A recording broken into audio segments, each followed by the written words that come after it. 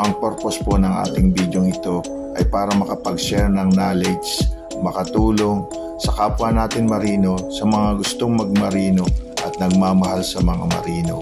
Kung mayroon man pong pagkakamali, ito po ay hindi sinasadya. Ang nais po lamang namin ay ma-share ang aming knowledge, makatulong kahit sa maliit na paraan.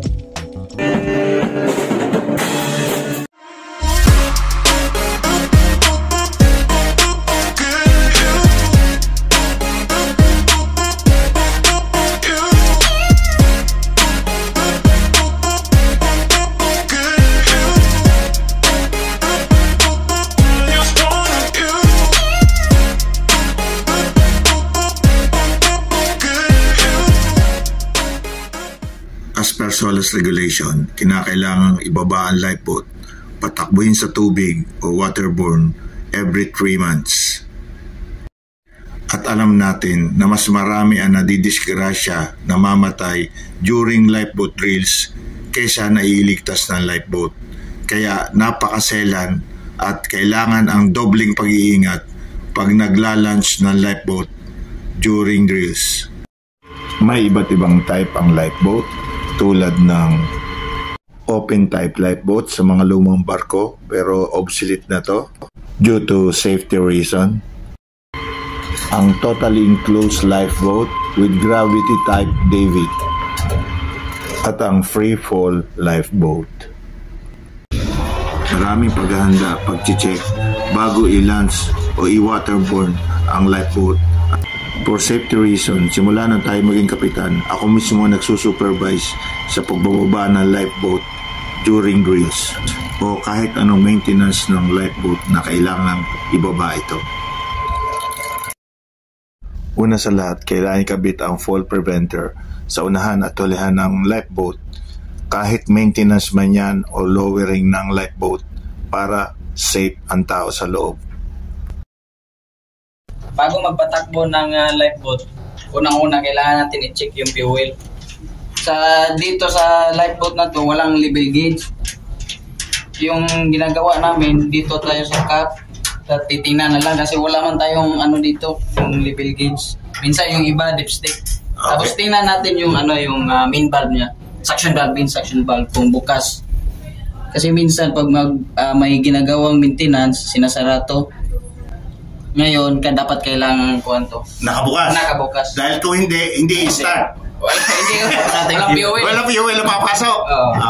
Hanggang namin itong takip para makita kung paano yung physical condition ng makina ng lifeboat. Sala natin ang makina, titingnan din natin ang physical condition niya. Kung wala bang mga wire disconnected, yung sa mga small leaks na nangyayari sa physical condition. Tapos titingnan din natin yung loop oil level ng crankcase. Importante rin yan. So yan, yan ang dipstick. Anong dapat level yan? So, andito yung marking niya, sir. Okay. Andito yung marking niya. Ito high to. Ito naman low. So within this sa gitna lang siya. So okay tayo. So okay tayo. So, titingnan din natin yung cooling Kulang niya. Ito. Normal yan, puno. Tapos yun ang reserve. Yun ang reserve. Para sa sakyan din pala yan. Yes, sir. Okay. May kulang, tapos may spare din. Yes, sir. Okay. Ang kagandahan dito, dalawang tangke niya. Ayan, buksan mo na yan. So, chine-check din yan. Tapos may naka-indicate din dito ang tank capacity natin, 78 liters. Yan ang maximum capacity niya. Yan ang maximum capacity niya na required dito. Okay. So, pagkatapos sa battery naman tayo, dito meron tayong dalawang battery. Kadalasan dalawa naman talaga. So, mamimili ka kung number 1, both at saka number 2. Yan ang pagpipilian, 1 or 2. Pag both ang ginagamit mo, usually pagka hindi gumana yung dalawa. Ibig sabihin mahina yung isa. So, ang normal, isa-isa lang.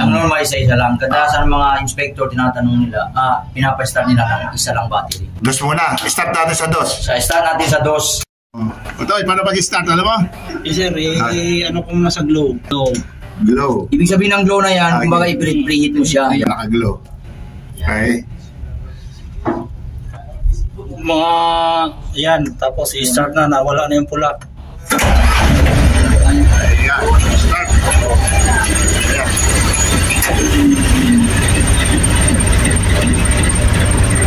Okay. Ayan, indication na running ng engine natin.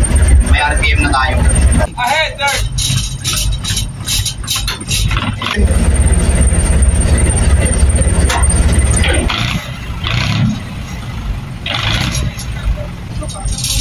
Neutral, neutral.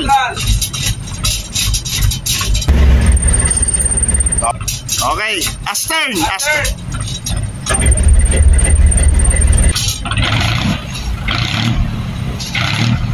Okay. Rudder. Midship. Hardport. Okay. Back to stop na. Midship. So okay na ating engine. After matis yung makina, so Maraming salamat sa inyong panonood at suporta mga kadimalupig. Abangan ang aming paglalayag. Ingat po tayo palagi at mabuhay. Iyak na yan. Sabi mo, dapat hindi ka mabubugay sa trabaho, pahinga ka, di ba?